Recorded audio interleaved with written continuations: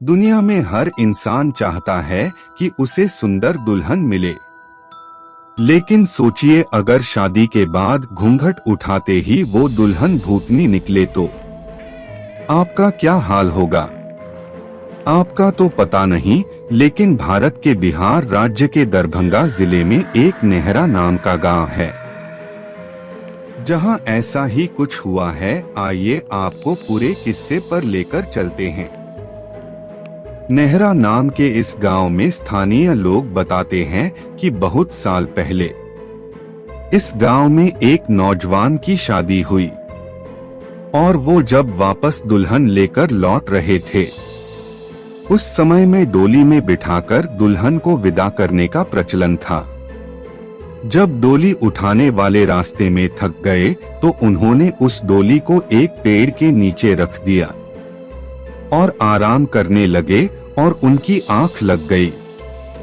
कहा जाता है कि इसी दौरान एक भूतनी ने उस दुल्हन को मारकर उसके शरीर पर कब्जा कर लिया। इस वाकये के बारे में किसी को भी पता नहीं चला और डोली दूल्हे के घर पहुंच गई। रात को जब दूल्हा सुहागरात में अपने कमरे में गया और जैसे ही दुल्हन का चेहरा देखने के लिए घूंघट उठाने लगा तो अचानक उसे जोरदार प्यास लगी और उसने पानी पीने की इच्छा जताई तो उस दुल्हन ने वहां बैठे बैठे अपने हाथ लंबे करके कुएं से पानी का लोटा भर लाई। इतना देखते ही दूल्हे के होश उड़ गए और वो जमीन पर गिरकर बेहोश हो गया।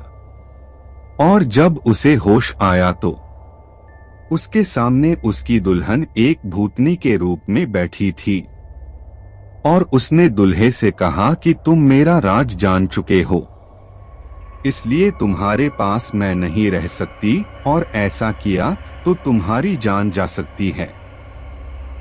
मैं इस गांव में एक दुल्हन की तरह आई हूँ और आज से ये सारा गांव मेरी निगरानी में रहेगा।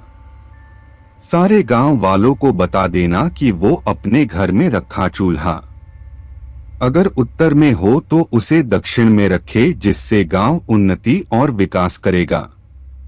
भूतनी के यह कहते ही वो गायब हो गई और उस दूल्हे ने सारी बात गांव वालों को बताई और सारे गांव वालों ने चूल्हे की दिशा दक्षिण में कर दी। शास्त्रों में बताया जाता है कि चूल्हे को दक्षिण में रखना अशुभ माना जाता है, क्योंकि भूतों और यम की दिशा दक्षिण दिशा होती है।